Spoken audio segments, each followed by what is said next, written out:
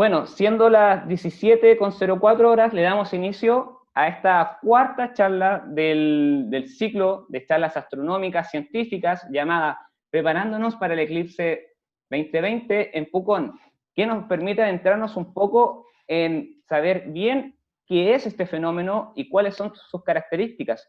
Además de esto, podremos saber, que es un tema sumamente relevante, qué medidas tomar para poder proteger nuestros ojos al momento de visualizar el eclipse. Ya a 24 días aproximadamente desde que este ocurra, así que nos sirve un poco para la preparación. Bueno, ya mencionamos a Guillermo, pero lo vamos a presentar. Hoy nos encontramos con él y es doctor por la Universidad de Virginia en Astronomía, académico y divulgador científico de la Universidad de La Serena y del Observatorio Aura Chile. Gracias nuevamente por estar con nosotros, Guillermo. ¿Cómo estás? ¿Todo bien? Todo bien, muchas gracias a ustedes por la invitación, como les decía. Encantado de poder participar y poder compartir, obviamente, la experiencia. Voy a presentar una charla, como dices tú, en preparación al eclipse, que el año pasado tuve la suerte de trabajar mucho en la divulgación del eclipse, dado que fue la región donde nos tocó el eclipse. Claro. En su momento, dentro del observatorio y la universidad nos pasó el eclipse en la totalidad por encima, como les va a pasar ahora a ustedes en Pucón. Y en realidad no voy me voy a basar en la charla que daba el año pasado en preparación, pero ahora sí tengo la visión de haber vivido un eclipse, entonces quiero poder Claro. transmitirle un poco también eso, que no me ha tocado presentar esta charla habiendo vivido un eclipse solar antes, un eclipse total. Entonces, en parte también eso es muy relevante, pienso, porque en realidad es indescriptible un eclipse. Esas son las palabras que uso. Es muy potente, de hecho. Entonces, Sí, de hecho, nosotros, poder compartir eso. hay personas que nos han comentado, yo personalmente no he tenido la experiencia de vivirlo, no viví el del año pasado, pero he hablado con personas que lo vivieron y me dicen que realmente es una experiencia única y que sí, tuvieron muchas sensaciones. Así que, bueno, cuando tú quieras, partes, Guillermo, la pantalla es toda tuya. Ya, voy a compartir la pantalla entonces. Sí, no hay problema. A ver, dame un segundo para no equivocarme de... Sí. Esta tiene cara de ser, que tengo tantas ventanas abiertas. Ahí, Suele pasar. Bueno, cuando ya. gustes no hay ningún Déjame problema. darle la forma correcta. ¿Ven ahí en pantalla completa la presentación? Sí, perfecto. ¿Se ve bien? Sí, se ve Ya. perfecto, Guillermo. Bueno, entonces, ya, perfecto. Entonces, como les digo, esta eh, charla se llama Preparándonos para el eclipse total de Sol, Pucón 2020, y en síntesis voy a tomar estos tres puntos, ¿ya? Que es un eclipse, los tipos de eclipses, después vamos a enfocarnos en los eclipses solares, para en particular ver el eclipse 2020, y consejos para la observación segura de un eclipse, ¿ya? En sí, ¿qué es un eclipse? Y definido por la Real Academia Española, simplemente aparece como una ocultación transitoria, ya total o parcial de un astro por interposición de otro cuerpo celeste. Entonces hay varias cosas interesantes, ya que en sí la ocultación, nosotros podemos ver muchos tipos de ocultaciones. Por ejemplo, es común que la luna oculte alguna estrella o algún planeta, y simplemente en ese caso, por ejemplo, en ese caso ahí como muestran esa pequeña animación, por llamarlo de alguna manera, vemos un planeta, por ejemplo, ocultando parcialmente una estrella, ¿ya? Entonces se interpone un objeto, porque está más cerca simplemente, pasa por delante de otro, y ahí tenemos lo que astronómicamente se conoce como un fenómeno de ocultación, ¿ya? En el caso, un eclipse es en sí una ocultación, quiere decir que se está interponiendo un astro frente a otro, del Sol por la Luna o de la Luna por la Tierra. Entonces, en el primer caso, si vemos que el Sol es ocultado, tenemos una ocultación del Sol por la Luna, tendríamos un eclipse solar, y en el caso de que es medio extraña esta forma, pero en sí lo que termina ocurriendo es que cuando la Luna es entre comillas ocultada, para un observador en la Luna vería una ocultación del Sol por la Tierra, pero cuando la Tierra se interpone entre el Sol y la Luna, tenemos el eclipse lunar, ¿ya? En todos los casos, siempre esto implica una alineación perfecta de dos astros más un observador, ¿ya? Entonces, en el caso, por ejemplo, del eclipse total, tenemos que se alinea perfectamente el Sol con la Luna y nosotros como observadores en la Tierra. La geometría en sí de un eclipse lunar en este caso, es como se ve acá en la figura. No sé si ven el cursor, si uso el puntero. ¿Ven el puntero? Espero que se vea ese puntero ahí, no lo Sí, sí, sé. el puntero rojo, ¿no? El rojito, ya, perfecto. Sí, se ve perfecto. Entonces, la geometría que tenemos acá, si se dan cuenta, tenemos acá el Sol, la Tierra en su órbita elíptica. Obviamente esto no está a escala, y el Sol de hecho está puesto al medio, y no es tan así en realidad, pero para el fin demostrativo funciona. Entonces tenemos que la Tierra está acá en 4 posiciones diferentes a lo largo del año. Vamos a ver que la Tierra va a tener va a completar su movimiento de traslación. Lo que sucede es que en la Tierra, al girar alrededor del Sol, al orbitar alrededor del Sol, se mueve en un plano, ¿ya? Que es este plano que está representado acá, que probablemente algunos han escuchado, que se llama la eclíptica. Pero la órbita de la Luna no coincide con este plano. La Luna está inclinada 5 grados con respecto a este otro plano en su órbita, entonces generalmente pasa o por arriba de este plano, como se ve acá, o por debajo, ¿ya? Entonces, cuando la Luna pasa, por ejemplo, en fase de luna nueva, como está por encima del plano que forma el Sol con la Tierra, la Luna simplemente proyecta su sombra por sobre la Tierra en este caso, ¿ya? Y también en el caso contrario, cuando la Luna está llena, la sombra de la Tierra no cae en la Luna porque la Luna está por debajo de este plano. Pero hay un punto en la órbita, si nos movemos acá, en este punto de la órbita, si se dan cuenta, lo importante acá es que la inclinación del plano de la Luna a lo largo del año prácticamente se mantiene, no es tan así, pero prácticamente se mantiene. Y en este caso se dan cuenta que cuando la Tierra pasa por esta parte de su órbita, la Luna, al estar en luna nueva, que quiere decir que está justo entre la Tierra y el Sol, coincide a la vez con este plano. Y entonces, en este punto de acá, es favorable para la ocurrencia de eclipses. Cuando la Luna está nueva, está acá entre la Tierra y el Sol, para que se note bien el puntito rojo ahí, la sombra de la Luna, de la luz del Sol que viaja así, cae en la Tierra, y al otro lado, la Luna también pasa por detrás y tenemos los eclipses lunares.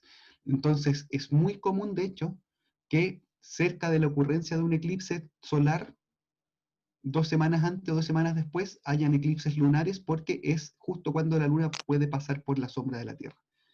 Si seguimos avanzando acá, 6 meses después, es muy similar al caso inicial, al caso de aquí, que en este caso se dan cuenta la Luna pasa por debajo y por arriba nuevamente de la órbita al estar en línea, entonces no tenemos eclipse. Y 3 meses después volvemos a encontrar la misma configuración en que los planos coinciden, entonces también podemos tener situaciones favorables a eclipse. Entonces, si uno saca la cuenta, los eclipses tienden a ocurrir en promedio cada 6 meses. Si recordamos el eclipse total solar del año pasado, fue en julio, y ahora tenemos el eclipse prácticamente 6 meses después. ¿Ya? ¿Por qué? Porque en un caso estamos en un punto acá de la órbita y en el otro caso aquí abajito. ¿Ya? Los tipos de eclipses, por si acaso hay preguntas, me avisas nomás y no habría problema. Ahora, en cuanto a los tipos de eclipses, como vimos entonces en el caso lunar, la ocultación sería un eclipse lunar, sería entre comillas una ocultación de la luna, ¿ya? Y es el tipo más popular de eclipse. Ocurren generalmente 2 veces por año, que son esas temporadas que vimos en el diagrama de recién, y son fácilmente observables por mucha gente, y eso es súper relevante. Al ser alineación Sol-Tierra-Luna, ya la Luna entra en la sombra de la Tierra, por lo tanto la Luna en un momento cuando entra en la sombra de la Tierra se oscurece, obviamente, ¿cierto? No se oscurece totalmente, se ven las lunas rojas, que la prensa ahí para hacer más popular el asunto le llaman la luna de sangre, y en realidad eso es porque la luz del Sol que pasa por la atmósfera de la Tierra sigue llegando la luz enrojecida, como la luz del atardecer que nosotros vemos siempre que ilumina las nubes rojo en el arrebol. Es el mismo fenómeno, esa misma luz que atraviesa la atmósfera, logra llegar a la luna, por eso la luna se pone rojiza. Pero lo relevante de todo esto es que esa luna la ven todos los observadores que están de noche en la Tierra.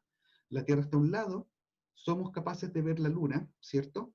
Desde, por ejemplo, si la luna la tengo a este lado de acá en esta mano, todos los observadores que están en esta cara de noche de la Tierra ven la misma luna. Por eso los eclipses lunares son muy populares, y yo creo que si yo les preguntara a las personas que están viendo en este rato la presentación, prácticamente todos han visto, o la gran parte, un alto porcentaje, han visto un eclipse lunar. ¿Ya? Así es como se ven los eclipses, dependiendo de la geometría. En algunos casos la alineación no es 100% perfecta, se dan cuenta que se ve el plano acá de la eclíptica, sería el plano por donde orbita la Tierra, el plano que mostraba en la figura de recién, y acá la luna, que a veces puede pasar solamente por la penumbra, entonces se oscurece un poquito la luna, pero es muy difícil de notar este tipo de eclipse.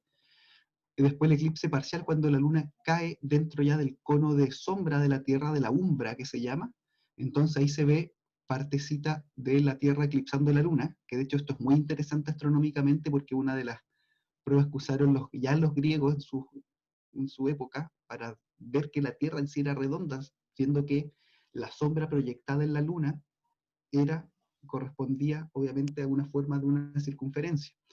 Y el otro eclipse, ya cuando la luna entra completamente en el cono de sombra, vemos esta luna acá rojita y se dan cuenta que la luna está cerca del borde del cono, entonces acá se ve un poco más iluminada que acá. Acá, por si acaso, no notamos el color rojizo, pero en realidad llega un poco de esta luz rojiza acá, simplemente porque estamos en la parte que le llega luz a la luna, es muy brillante comparado con esto otro. ¿Ya? Entonces son los tipos de eclipses lunares. Y en sí el eclipse solar es, como les comentaba recién, es simplemente también en las situaciones favorables cuando la geometría implica que está la luna interpuesta entre el Sol y la Tierra. En el caso del eclipse de luna, es cuando la luna está opuesta al Sol, entonces siempre ocurren en la luna llena, porque la luna está opuesta al Sol, la cara completamente iluminada, y los eclipses totales de Sol o parciales del Sol siempre ocurren en la fase de luna nueva, porque la luna está entre el Sol y la Tierra.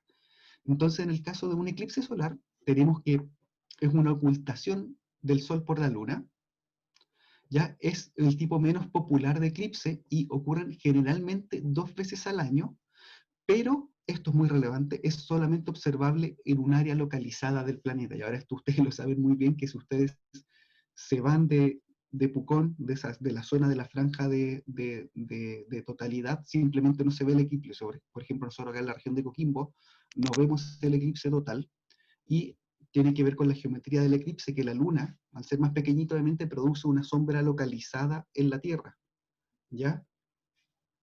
Entonces esta alineación, como les decía, es Sol, Luna, Tierra, y tenemos que la luna proyecta su sombra sobre la Tierra, y también, como les decía recién, solo se producen durante la fase de luna nueva. Dentro de los tipos de eclipse, acá se nota la geometría, por si no quedó clara recién, en el eclipse solar, donde tenemos la luna. Entonces, el cono de sombra son de los rayos acá que salen del Sol, ¿cierto? Y la sombra que proyecta la Tierra se encuentra es pequeñita sobre la Tierra. Y esa es la razón por la que, como les decía, solamente en áreas muy localizadas se ve el eclipse total.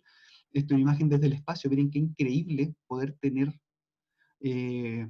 comprobación de nuestras ideas viendo una imagen real desde el espacio. Imagínense lo que hubieran dado los antiguos por poder haber visto esto.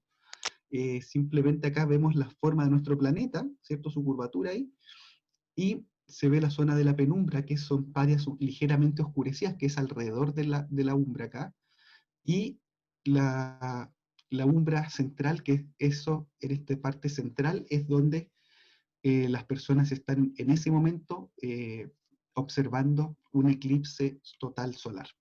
Guillermo, Dime. Andrea Ramiro nos pregunta, ¿con qué frecuencia hay eclipses solares al año aproximadamente? Ya que estamos hablando de eclipses solares. Claro, los eclipses solares generalmente son 2 veces por año, pero el problema es que no todos son totales. Después más rato voy a mostrar la estadística de los eclipses. Y por otro lado, cuando ocurren son solamente localizados. Entonces, por ejemplo, yo recuerdo en el caso del eclipse de la región de Coquimbo, desde el año 1600 hasta el eclipse del año pasado, eran alrededor de un eclipse por ciclo, en el punto. Si bien ocurren 2 veces por año generalmente, en un lugar ocurren con una frecuencia muy baja porque como la sombra, como se ve ahí en esa imagen, como la sombra de la, de la Luna es pequeñita sobre la Tierra, se cubre unas áreas pequeñas del planeta, entonces poca gente lo vive como un eclipse total. ¿Ya? En caso, como ya inicialmente, el caso del eclipse lunar, como todos vemos la misma luna, la luna si entra a la sombra de la Tierra, no existe una luna que esté en ese rato fuera de la sombra, es la única luna que vemos. Entonces, si está eclipsada esa luna en un eclipse de luna, todos vemos el eclipse de luna. En cambio, como explicaba, no sé si queda claro, el eclipse solar hay que estar solamente dentro de esta parte del planeta para poder ver un eclipse solar total. Espero que eso quede claro para Andrea. Sí, yo creo bastante claro. Ya, Gracias. de nada. Entonces, ahí están los tipos de eclipses, que son los eclipses generalmente, o sea, no generalmente, son estos 3 tipos, el total, anular y parcial, ya de izquierda a derecha. Lo que ustedes deberían ver es un eclipse total, porque están justo en la alineación correcta, entonces se oculta todo el disco solar, y solamente queda el borde. Tenemos el eclipse anular, ¿ya? Y el eclipse parcial, en que eso es lo que vamos a ver nosotros desde Coquimbo, en que como no estamos alineados perfectamente, queda una parte del Sol visible. ¿Ya? Ahora, las fases de un eclipse solar, tenemos que van a haber 5 momentos importantes para un observador ahí local. Va a haber un primer contacto, que es cuando el disco solar empieza, entre comillas, a ser mordido por la Luna, ¿ya? Cuando se empieza a recién ocultar, entonces es la primera relevante ahí astronómicamente para el observador, comienza el evento. Después va a haber un momento relevante acá, que es cuando se termina la fase parcial y comienza la totalidad, que justo en ese momento, justo antes, es cuando se ve este famoso anillo de diamantes, que es el último pedacito de sol visible, ya de la fotosfera solar, de la parte brillante del Sol, y se termina ocultando por la Luna. Cuando eso pasa, uno llega a la totalidad, que es, como les decía antes, eh, literalmente, si es que un astrónomo no tiene las palabras para describirlo, probablemente el único capaz de describir lo increíble que es un eclipse solar total es un poeta. Es sobrecogedor, es muy potente. Personalmente, de hecho, como me emociono un poco al recordar lo fuerte que es el cambio, un fenómeno natural realmente eh, que uno lo descoloca, te pone en una posición muy contemplativa, eh, traten de ver los cambios alrededor que ocurren, no sé, voy a hablar un poquito más de eso en la siguiente diapo, pero es realmente potente, aprovechen ese momento. Al terminar esta fase total va a haber un punto obviamente de totalidad acá, que es como la fase máxima. Luego va a haber un último momento obviamente en que ya termina esa totalidad y volvemos a la parcialidad, volvemos a ver de hecho este anillo de diamante acá, y finalmente el evento sigue avanzando hasta que se genera ya el último contacto y se termina el eclipse.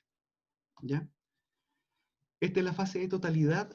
Esta zona de acá, lo que uno generalmente ve, ya lo que deberían ver, es en esta fase de totalidad, van a ver todo oscuro, va a ser muy especial todo lo que va a ir ocurriendo incluso antes, cuando estén muy cerca de la totalidad, eh, es muy raro porque la cantidad de luz va bajando, pero todo tiene el color típico del día, de la luz del sol. No es como un atardecer, ya sobre todo que usted los va a pillar al mediodía. No es como un atardecer, simplemente va a ser raro. Acá lo que pasaba, uno notaba que había algo raro en el ambiente porque obviamente la luz va bajando, pero la vista se adapta a la oscuridad muy rápido. Entonces el ojo se sigue adaptando a que hay poca luz. Se ve todo como de día, pero con una luz como un poco rara porque es muy tenue a medida que se va ocultando el disco solar. Entonces, de hecho, las luces de las calles, los postes se terminan encendiendo en algún momento cuando aún se ve con luz de sol todo. ¿Pero por qué se encienden? Porque en realidad el poste se da cuenta que falta mucha luz comparado a lo habitual del día, pero el ojo se adapta. Entonces, muy raro, la temperatura de a poco empieza a bajar también, ya durante la totalidad, de hecho, baja más la temperatura.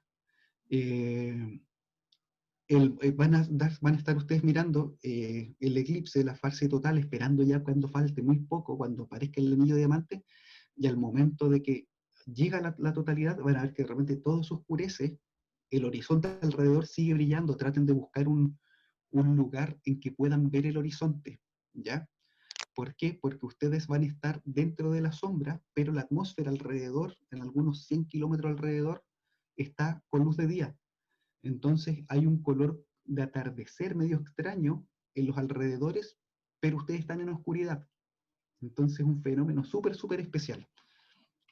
Eh, y si, bueno, más adelante voy a dar las duraciones, pero, bueno, lo digo más adelante lo que voy a decir. Lo único importante, aprovechenlo. Eh, sobre lo que preguntaba también Andrea, estas son las estadísticas de eclipses, ¿ya? De eclipses solares, ¿ya? Estas son las estadísticas en 5.000 años. Si se dan cuenta, en 5.000 años ocurren casi 12.000 eclipses. Estos son los 5.000 años anteriores, si recuerdo bien. Estos son datos, estadísticas sacadas a partir de, obviamente, cálculos astronómicos de una página de la NASA. Son números públicos. Entonces uno considera que todos los eclipses solares son casi 12.000 en 5.000 años. Entonces, si dan cuenta, yo recién les mentí. No ocurren un eclipse, o sea, 2 eclipses por año, ocurren con intervalos un poquito menores. Y eso tiene obviamente una explicación astronómica, pero no terminan siendo prácticamente cada 6 meses, sino que es un poco menos. De forma que cada 5.000 años ocurren en realidad 12.000 eclipses. ¿Ya? Se dan cuenta, eso es ser uno cada 5 meses y fracción. Ahora, dentro de todos esos eclipses, un gran número, el mayor porcentaje, prácticamente un tercio es parcial, el otro tercio es anular, ya que es cuando el Sol queda tapado, pero con un borde brillante, que no es lo mismo, y comparado con un total, y un eclipse total se encuentra alrededor de un cuarto de los eclipses, ¿ya?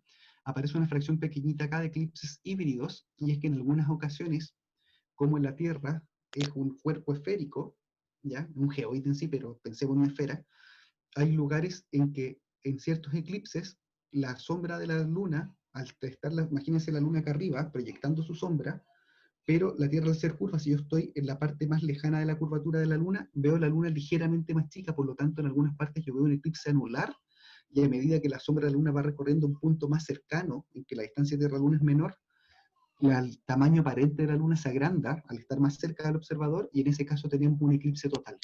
Entonces eso se le llama un eclipse híbrido. Algunos ven anular, algunos ven totales. ¿Ya? Y en el caso particular del eclipse de diciembre, esto, para mí algo súper potente, es literalmente cómo luce una predicción. ¿Ya? Muchas veces uno ve gente ahí haciendo predicciones de cómo va a estar el año, haciendo predicciones si va a ser un buen o un mal año, o cómo va a ser la vida de uno según en qué momento nació, pero son vagas.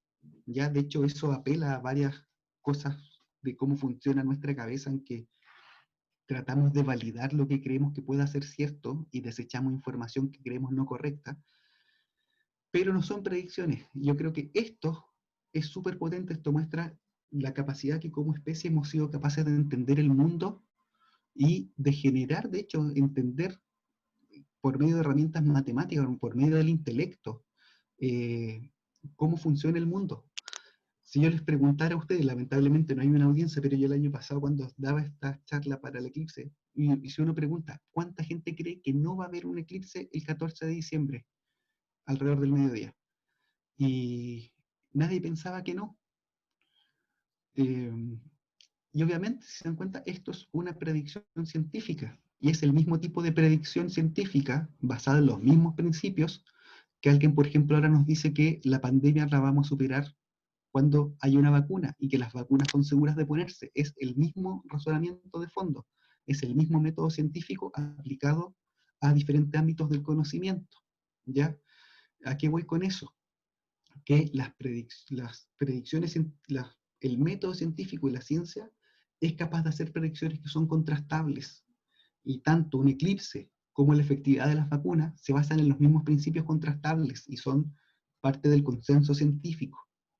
¿Ya? Miren lo potente que es esta predicción que nos está marcando punto a punto y con precisión. Miren acá abajo, por ejemplo, acá da los tiempos, por ejemplo, en esta parte de acá, o a ver, si esta parte de acá, por ejemplo, da las horas a los que la umbra, o sea, la parte total de la parte de la totalidad, hace el primer contacto acá en el medio del Pacífico y el último contacto muy cerca de la costa de África, pasando obviamente por Chile y Argentina.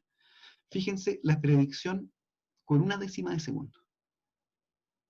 O sea, pues estamos prediciendo cómo se mueven los cuerpos celestes con una predicción de una décima de segundo. Yo creo que es realmente fascinante tener esta herramienta y vivir en esta época.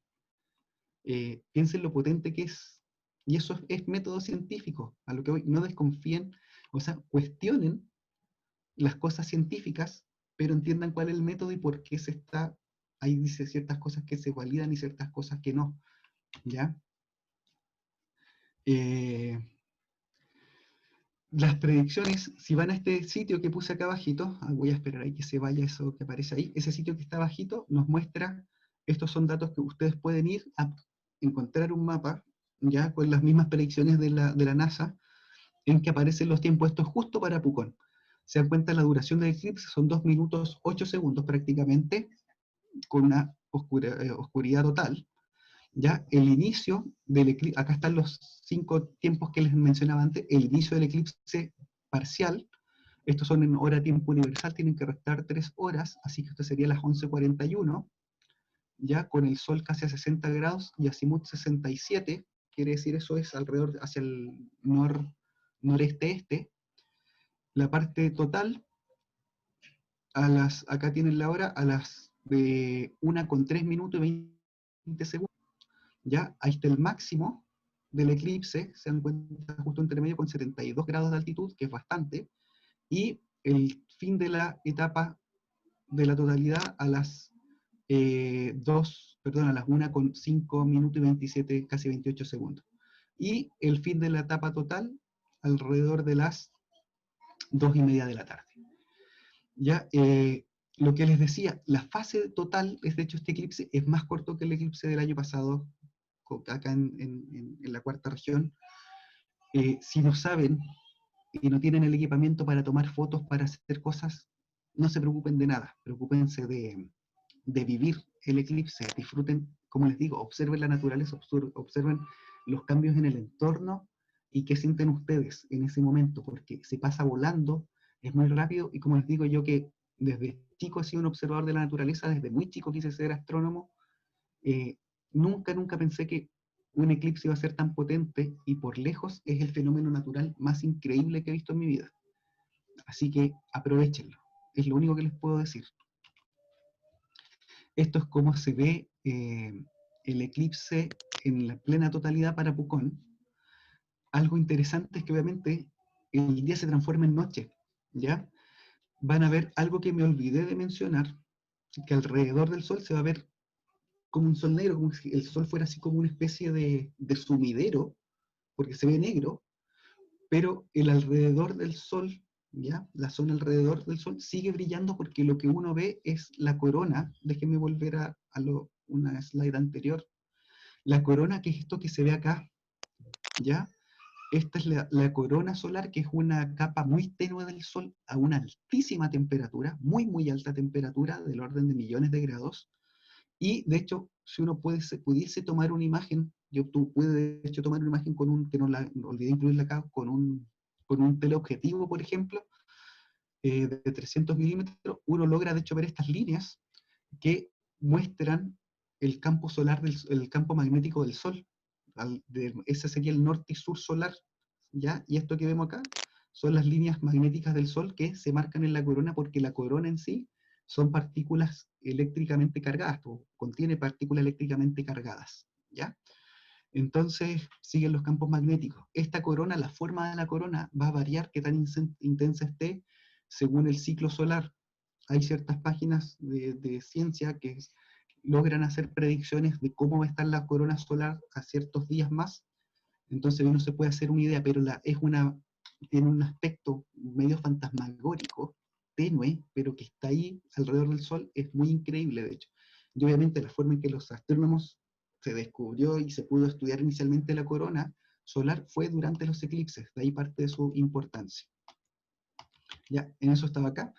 Y lo otro, que el día obviamente también se transforma en noche, entonces va a ser muy entretenido que puedan ver planetas y estrellas alrededor. Dentro de los planetas van a ver muy cerca Mercurio. Esto es hacia el oeste. Miren, fíjense que abajo están los puntos cardinales.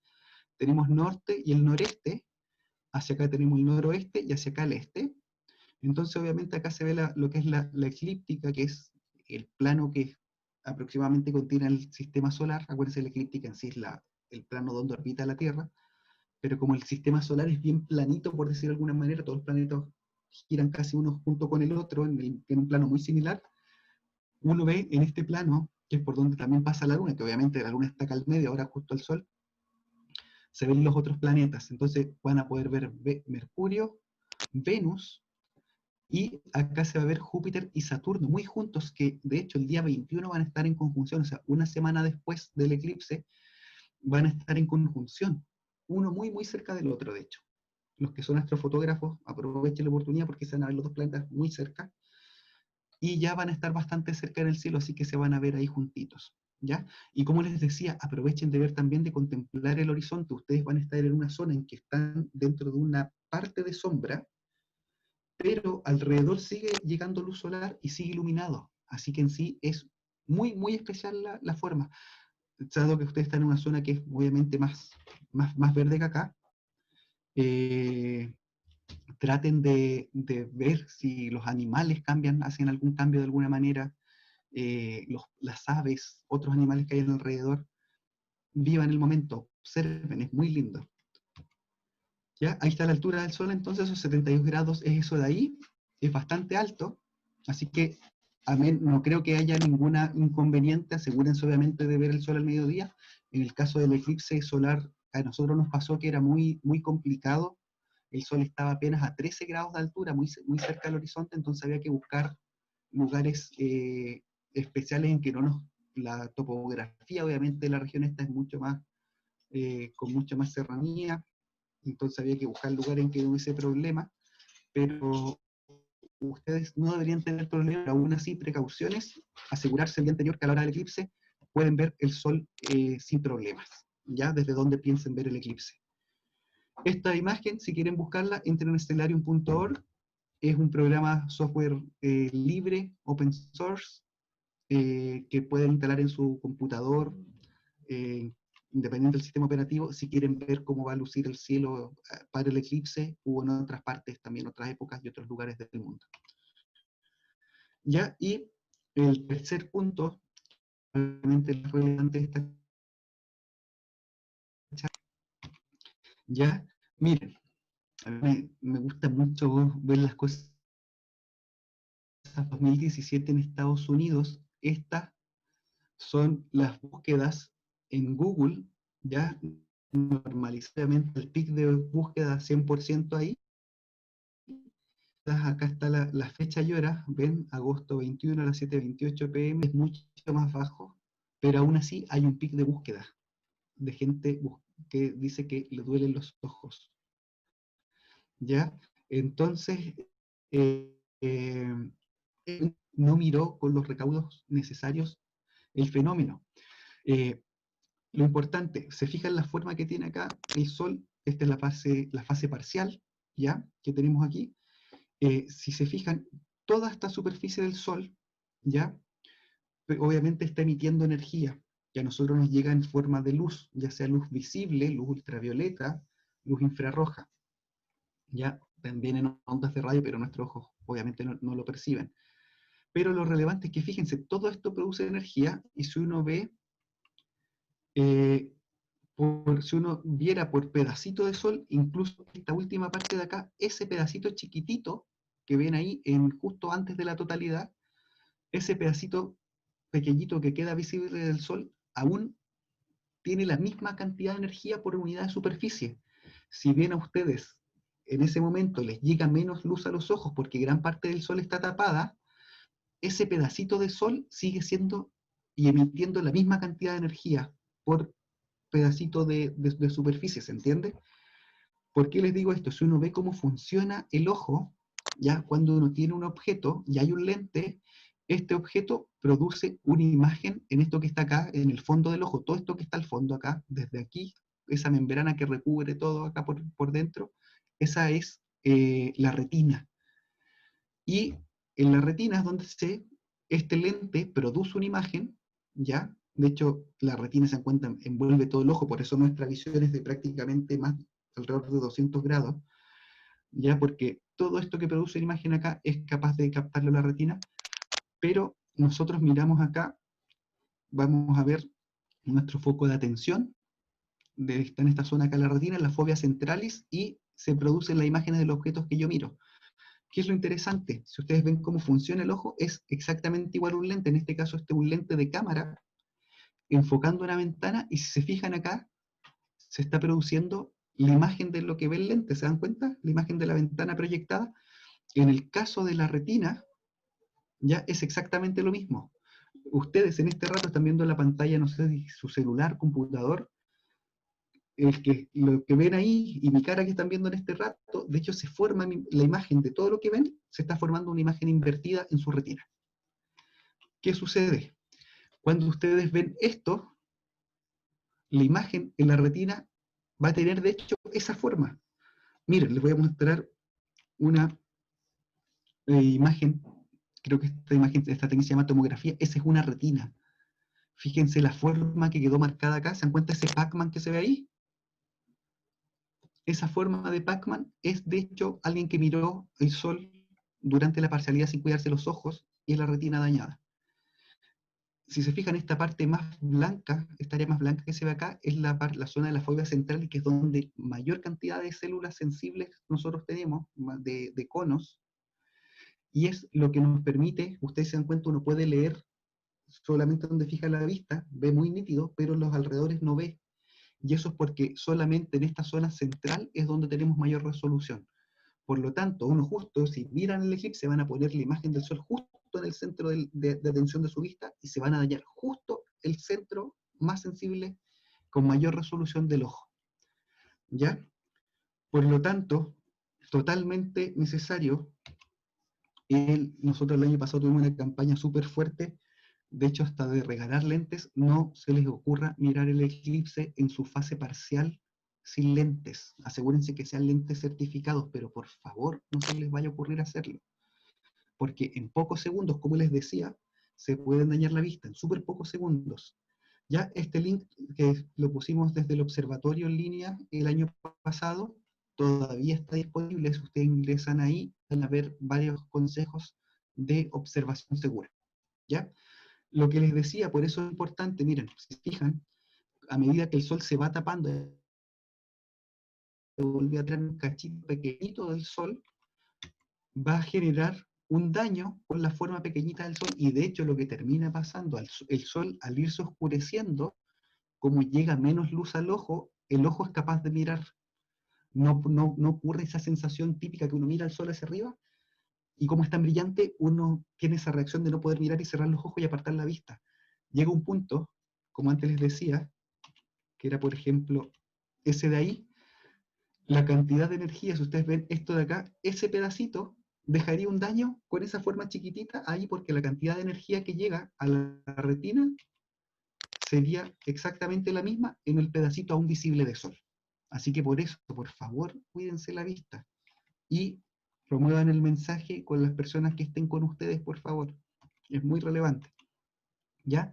Así que por eso, si es que no tienen lentes, hay otros métodos de observación segura, que son métodos de observación indirectos. Y esos métodos indirectos, ya, una forma de hacer esta caja oscura, en que uno mete la cabeza dentro, de hecho, que uno tiene que simplemente uno proyecta la imagen del sol, hacen un papelito acá, le hacen un hoyito, ya hacen un hoyo en la caja, le ponen, por ejemplo, un papel aluminio, como el típico tarro de leche herido, por ejemplo, y hacen un hoyito con un alfiler, y con ese hoyito se va a proyectar la imagen del sol en un papel blanco. La otra opción también es reflejarlo, por ejemplo, y ver la imagen reflejada en una pantalla, ¿ya? Esto también se puede hacer, reflejar la imagen, simplemente la caja que ayuda a que sea más oscura la imagen, más nítida, pero también si logran producir sombra en un pedazo relativamente grande, pueden proyectar en una pantalla también. Y esto ocurre con varias otras cosas, se dan cuenta, por ejemplo, miren, esto funciona como la típica cámara estenopeica que se llama, que es cuando uno puede tomar imágenes con algo que se le hace un hoyito y se forma una imagen.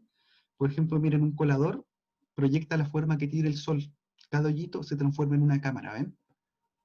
En este caso, incluso una galletita, con los hoyitos de la galletita y abajo se van a proyectar la forma del sol, ¿ya? Del eclipse. Y eso, eh, no sé si tienen preguntas sobre la presentación, pero como les digo, lo principal, por favor, cuidarse la vista.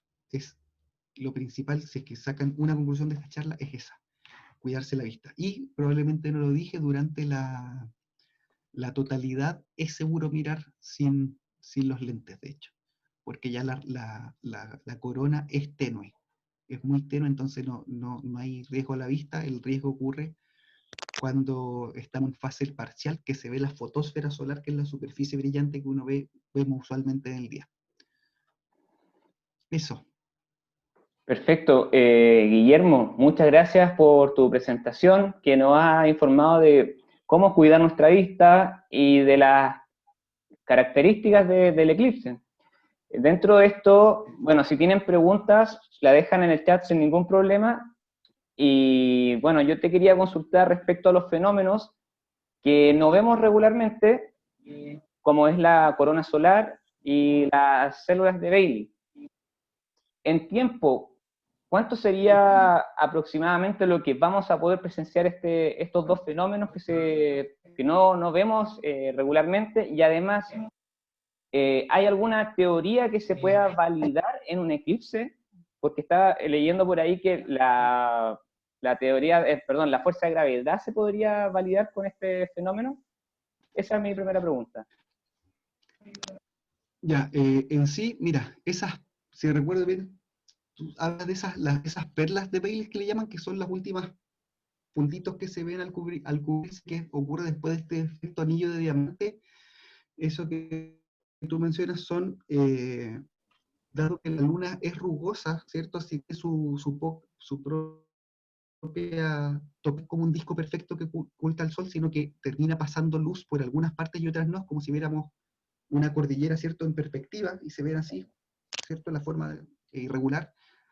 Entonces, eso hace que justo eso dura súper pocos segundos, justo antes y después justo antes de ocurrir la totalidad, justo antes de la totalidad y justo antes de comenzar nuevamente la parcialidad. En esos puntos no logra verla, duran súper pocos segundos, hay que tener cuidado, obviamente depende, no sé si es muy fácil al menos, porque depende de qué parte obviamente del disco lunar estamos viendo, y dura poquitos segundos, ¿ya? La corona solar en sí la van a ver durante todo el tiempo que dure la totalidad. Viene esta especie de estación a la oscuridad, por si acaso, en unos poquitos segundos ahí. Yo, de hecho, al menos en Netflix estaba mirando con los lentes, cuando veía que faltaba muy poco, pero aún no estaba seguro, me quitaba los lentes y veía que aún estaba brillante, y me ponía inmediatamente los lentes y miraba, no sé, medio segundo, con suerte. Dura muy poco, obviamente cuando ven que ya comienza la totalidad, uno se saca los lentes y miren la corona solar que va a durar obviamente durante toda la totalidad.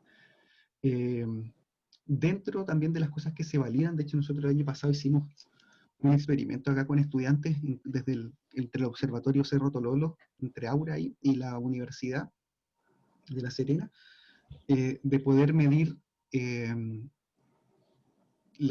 el movimiento aparente en el cielo de las estrellas que están cerca del Sol. ¿Ya? Eso ocurre que el Sol en sí, esto es una predicción de la teoría general de la relatividad, que de hecho se comprobó por Arthur Eddington, un astrónomo inglés, en un eclipse en 1919. Así que el año pasado, de hecho, fueron 100 años de ese evento. Y resulta que el Sol, por ser o sea, en realidad todos los cuerpos, todos los cuerpos que tienen masa en el universo, deforman lo que se llama el espacio-tiempo. El espacio en sí, la gravedad, que nosotros la entendemos, ¿cierto? La percibimos como la fuerza de gravedad. Lo que nos dice Einstein es que ese espacio-tiempo por los cuerpos se deforma. Es muy similar cuando uno estira, por ejemplo, una sábana, estiran entre dos una sábana de los extremos y uno pone una bola livianita, la sábana se guatea un poquito. Si uno pone algo muy pesado, la sábana, entre comillas, se guatea, por decirlo de alguna forma, ¿cierto? Se deforma más. Y si uno tira después un objeto más liviano alrededor, se mueve porque está guateado, ¿cierto? Eso hace, la gravedad funciona de una manera muy similar. Y lo que sucede es que las estrellas que están de fondo al Sol, visto desde la perspectiva si este fuera el Sol, como ahora está oscuro, y yo puedo ver alrededor del Sol las estrellas, la luz de las estrellas que viene por acá, al estar el espacio deformado, se desvía esa luz. Entonces la posición de las estrellas se desplaza ligeramente de respecto a la posición que deberían tener. Y ese efecto depende de qué tan cerca estamos del Sol en ángulo, qué tan cerca miramos del Sol, porque obviamente mientras más cerca, más se desvía la luz. El efecto es súper, súper pequeño. De hecho, nosotros estamos en trabajo de medir los datos con los estudiantes. Nos fue muy fácil colectar los datos, de hecho. Así que todos esos cambios hacen, obviamente, que uno mida, y son medidas muy pequeñas que se miden solamente con telescopio. Pero esa es una forma, de hecho, en que se comprueba las predicciones de Einstein con su teoría de cómo funciona el espacio-tiempo, que es cómo funciona la gravedad según la relatividad general. Y un fenómeno que no les dije, que también se logra percibir, que yo al menos no me di cuenta en el eclipse, por el lugar en el que estaba, pero si es que tienen alguna pared lisa pintada atrás, ya, con un lugar liso, yo estaba en un terreno irregular, así que no me di cuenta, yo estaba en parte de tierra como con montes, por decir de alguna forma, pero en un lugar más liso, justo cuando estamos en la fase previa a la totalidad, justo antes y después, cuando se ve el último cachito de sol, si uno mira el suelo o una muralla, van a ver que se ven como ciertas ondas, como cuando uno mira el fondo de una piscina y se ven estas líneas de mayor y menor luz, ¿cierto? Se ve un efecto similar a eso, y es simplemente porque ahora el sol es el pedacito de sol, ya no es un disco, sino que es un punto, y uno ve entre comillas que ese pedacito titila. Es lo mismo que uno ve en la noche, que las estrellas titilan porque la atmósfera es turbulenta. Uno en el suelo también logra ver eso. Simplemente se ve cómo interfiere la luz del sol con sí misma. Como eres muy pequeñita, uno ve cómo ve esos patrones de interferencia en el suelo. ¿Ya? Entonces uno ve como si el suelo se moviera, decir algo raro, como con luces y sombras que van avanzando. Si la atmósfera está muy turbulenta, ese efecto es mayor. Si la atmósfera es menos turbulenta, el efecto es menor. Y uno a plena luz del día, por ejemplo ahora, ese efecto no se ve, porque como el sol es un disco, cada parte del sol produce el mismo efecto y al final se anula. Entonces, se entiende como si cada uno estamos iluminando una parte, al final de manera diferente, en promedio no se nota el efecto. Pero en el eclipse, justo antes y justo después, cuando se ve el pedacito chiquitito de sol, se nota. Ha de ser, no sé, unos 10 segundos antes de la totalidad, algo así. Me parece formidable la cantidad de fenómenos que vamos a poder presenciar en este instante. Sí, Mira, Jesús nos dice muchas gracias, Jesús Arias. Gonzalo Valverde nos dice también excelente presentación y muy clara. les Y agradezco, gracias. Andrea también nos dice gracias Guillermo, muy buena presentación. Dentro de Muchas otras gracias. consultas, tú sabes que acá en Pucón la mayor actividad es el turismo. De hecho, es la segunda actividad económica, la primera es el comercio, pero van vinculadas, pero es la primera que entrega empleo. Dentro de esto, yo quería preguntarte un poco sobre tu proyecto regional de astroturismo. ¿En qué se basa y qué podrías decir tú respecto al astroturismo, que acá muchas agencias van a tomar la oportunidad para desarrollarlo durante este fenómeno, antes o después? O sea, obviamente yo creo que hay varias cosas relevantes ahí del astroturismo. O sea, la región de Coquimbo tiene su lema de región estrella, obviamente, que se vende internacionalmente al país como uno de los destinos turísticos o una de las actividades turísticas a realizar, ¿cierto? Obviamente nos conviene que venga gente al país, entonces creo que esas formas de cooperar y de extender estos tipos de turismo es súper relevante. Eh, yo lo que he trabajado en sí en astroturismo, he tenido la oportunidad, bueno, trabajé cuando aún era estudiante, instructor y monitor de planetarios móviles, eh, y obviamente también he tenido la oportunidad de interactuar con guías de observatorio astroturístico, dueños o personas incluso de la parte regional, digamos, eh, más del gobierno para poder potenciar estas áreas. Y obviamente creo que es súper relevante el que a la gente le gusta la astronomía, ¿ya? Es algo muy vendible, entonces si tienen la oportunidad de generar este tipo de actividades, no lo vean como algo que no se puede hacer, es realizable. Creo que es súper importante si comienza a ser una actividad que se puede impulsar obviamente alrededor del eclipse. Con el eclipse nos pasó a nosotros que era observar el sol durante el día, son actividades que se pueden hacer. De hecho, hay algunos observatorios turísticos que lo hacen acá. Es como la actividad que se puede hacer durante el día. Y durante la noche, obviamente, lo principal, si es que quieren impulsar ese tipo de desarrollo, guías bien preparados, obviamente se necesita cierta infraestructura, guías bien preparados, al menos como astrónomo creo que es muy relevante que haya una preparación científica de los guías. De hecho, he tenido la oportunidad de participar en foros y lo que ven los guías es que es muy importante que los guías puedan tener una preparación un poco más allá de alguna charla o tema en particular que den, para poder responder con confianza a las preguntas que la misma gente va teniendo. La gente pregunta mucho, Totalmente. mucho, mucho, mucho, porque es un tema muy apasionante, a todos nos captura, de hecho nos cautiva el cielo nocturno, y los otros quieren desarrollar eso, y esto es una cosa que me interesa mucho el tema, es que necesitan trabajar en contra de la contaminación lumínica para poder generar cielos oscuros. Si ustedes tienen una muy buena inversión y a lo mejor incluso pueden tener cielos oscuros, si bien las condiciones de clima y sobre todo de cielos nublados y despejados diferentes, pero a lo mejor los cielos despejados en sí pueden a lo mejor tener una buena calidad, pero si hay contaminación lumínica, que es la iluminación artificial del cielo por las luces humanas, ¿cierto? Eh, hace que la calidad del cielo empeore mucho y uno no pueda ver los objetos más débiles. Entonces, si van a trabajar en eso, es muy importante que sean capaces de controlar inicialmente también la contaminación lumínica y educar en el tema. Es súper simple combatir la contaminación lumínica, solamente las luces, iluminar lo justo, los espacios son los necesarios, apuntando hacia abajo y también evitar sobre todo las luces LED blancas. Las luces LED blancas frías son muy complicadas para la contaminación lumínica e incluso más allá de la parte astronómica, que puede ser la última en importancia, incluso son dañinas, son perjudiciales a la salud y a los ecosistemas.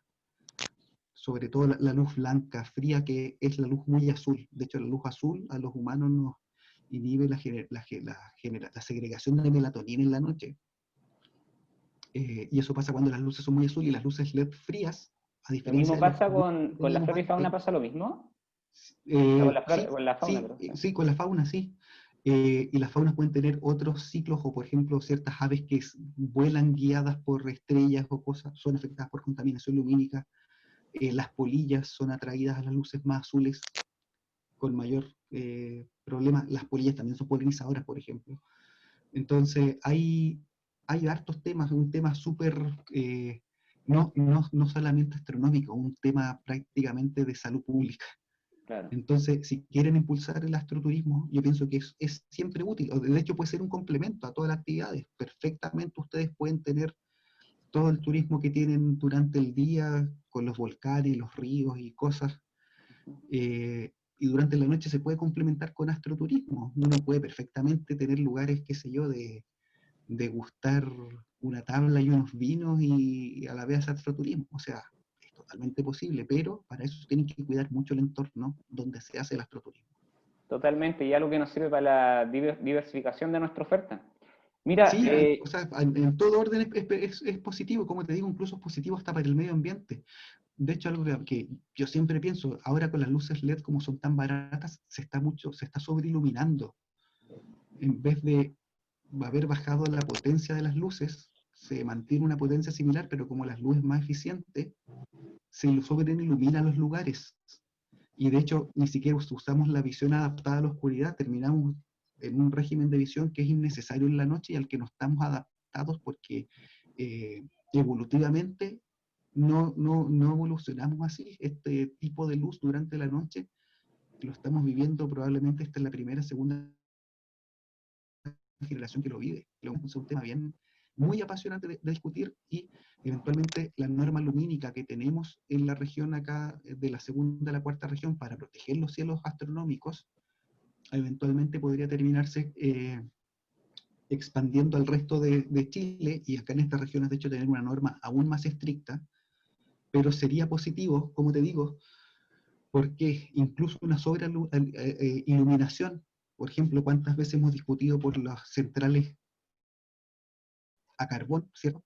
O ahora que estamos tratando de ir a energías limpias, por ejemplo, energías eólica o solar, que se puede acumular en la noche, pero por ejemplo en la noche tenemos energía eólica, estamos generando energía limpia que termina malgastada en una contaminación también. Entonces la energía ya deja de ser limpia. Tiene muchas aristas, así que los invito a también, si quieren, es un tema muy interesante, de leer de la contaminación lumínica, lo que están viendo esta charla, porque es un tema aún desconocido, nosotros tratamos de impulsar mucho. De hecho, en la página en el canal de YouTube de la Universidad de La Serena, USerena, hace un mes atrás hicimos una campaña completa de contaminación lumínica, enfrentando desde medio ambiente, aves, insectos, salud de las personas, astronomía, astroturismo. Es una campaña súper larga. Talleres de iluminación de interiores y exteriores. Está todo el contenido en el canal de YouTube, si alguien está interesado. Es súper entretenido el tema. Yo no sé si lo mencionaste porque justo una pequeña interferencia, pero a nivel de ordenanzas municipales, ¿se puede hacer algo para el tema de la contaminación lumínica? ¿O ustedes como cuarta región lo han visto a nivel de ordenanzas? Te pregunto desde... Mira, en el caso de acá, sí, perfecta pregunta, es muy buena la pregunta, de hecho. De hecho, nosotros acá desde la segunda a la cuarta región, desde el año 98, se hizo por medio de decreto, un decreto supremo en ese momento salió el año 98, que se actualizó después del 2012. Entonces, ese decreto dicta una norma, de hecho era el decreto 686, dicta una norma desde la segunda a la cuarta región. Entonces, bajo esa norma, los municipios tienen que cumplir la norma. No sé la figura, probablemente es posible tener una ordenanza municipal que diga que sea a lo mejor utilizando la misma norma, los mismos puntos de cómo está definida esa norma, iluminar de esa manera correcta. Es posible, pero al menos en esta zona rige un decreto. Imagino que una ordenanza municipal podría hacerlo porque de hecho estamos hablando de un tipo de contaminación de la misma forma que una municipalidad puede decir, ¿saben qué? Vamos a limitar los ruidos o las emisiones u olores. Uno puede limitar la parte lumínica porque es una contaminación que de hecho fácilmente, es totalmente comprobado, que es disruptivo al sueño, por ejemplo. Entonces se puede hacer. Pero eventualmente esta norma que te decía, la primera norma, la norma inicial, eventualmente, no mucho tiempo más, tengo entendido, debería expandirse a ser una norma nacional. Entonces, desde esa perspectiva, igual habría una norma, aunque probablemente uno podría ser más estricto como municipio si quiere potenciar esto, no hay ningún problema en hacerlo, y la calidad de la iluminación se mantiene, y la seguridad de las calles, de hecho, se mantiene incluso a veces mejor, porque una iluminación con más luz no siempre es mejor. Si está mal implementada, de hecho, es peor. A veces niveles uniformes, más bajos de luz, uniformes, y que no provoquen encandilamiento o deslumbramiento, es más seguro.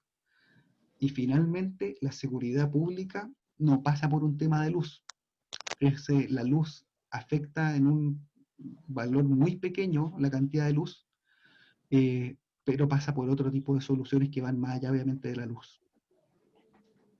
Muchas gracias, Guillermo. Dentro de lo que hablamos al principio, de la experiencia que tú viviste, que puedes transmitir, nosotros también tenemos acá a Mario Peñafiel, que él pudo vivir, que bueno, el gerente de acá de Propucon, que él también tuvo la experiencia de vivir el eclipse pasado, el 2019. Entonces, queríamos ver, Mario, ¿tiene alguna pregunta o contarnos también un poco de tu experiencia en este eclipse?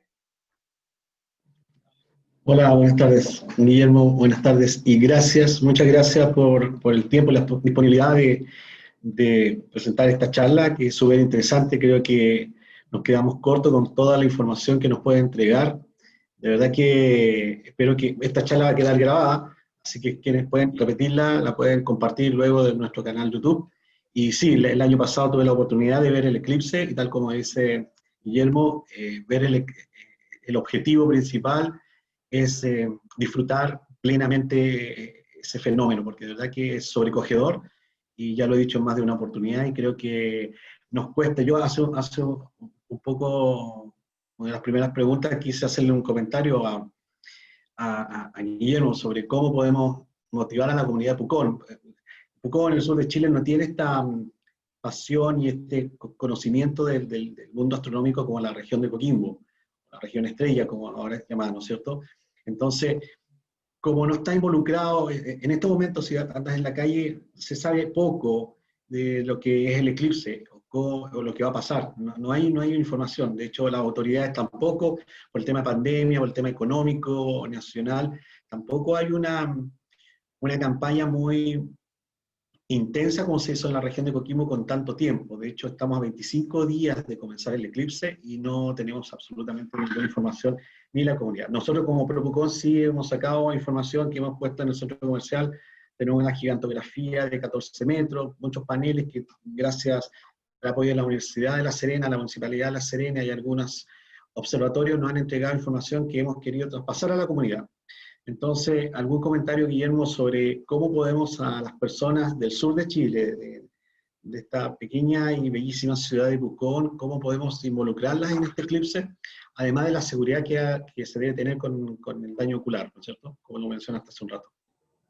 Sí, no sé, pienso que todo va por similar a lo que están haciendo ahora. Es difícil, obviamente, porque tienen que tener canales de comunicación y generar este tipo de campañas, porque al final es como una especie de ir contagiando a la gente. Nosotros hicimos cápsulas en su momento. Obviamente ustedes les juegan contra la pandemia también, aparte.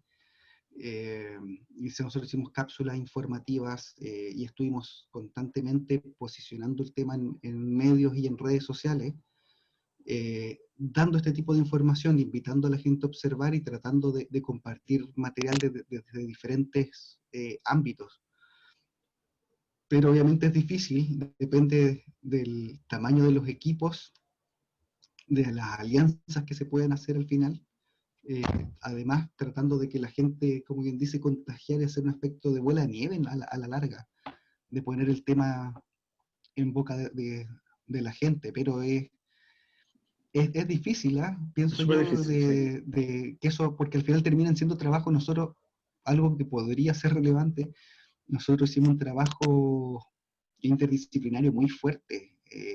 Los astrónomos éramos los que aparecíamos hablando, pero con equipos de comunicaciones de fondo, incluso de la universidad, del observatorio, incluso con equipos externos, para que apoyaran el mismo trabajo de los otros equipos, eh, porque se puede, por ejemplo, este tipo de charlas, era muchas charlas. Nosotros en su momento utilizamos estudiantes, utilizamos redes sociales con las cápsulas, medios escritos, estábamos atentos a radios, si es que querían llamar por radio, para que sonara el tema en radio.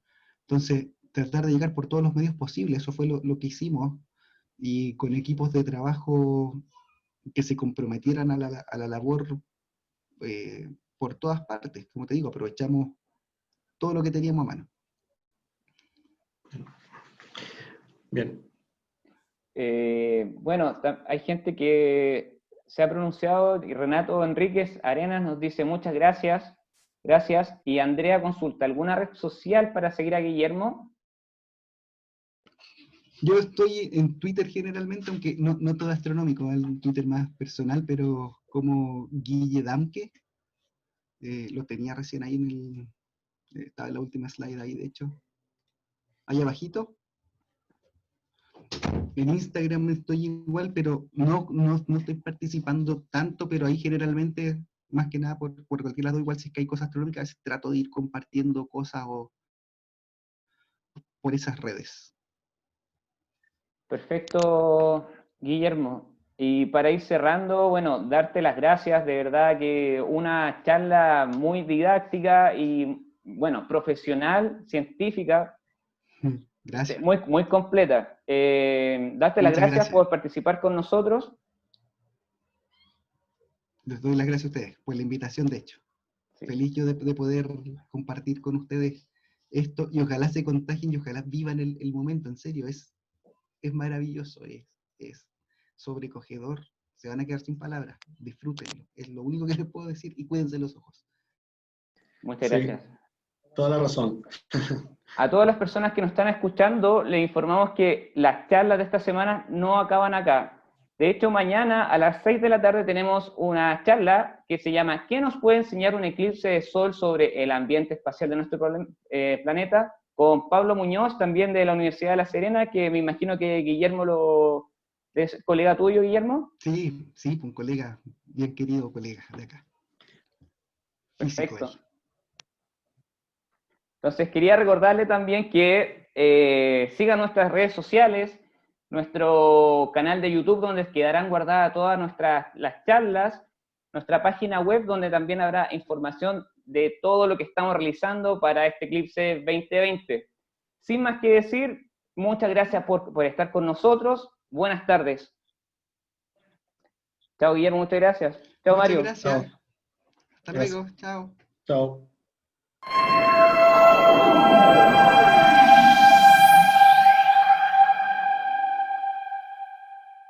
Gracias.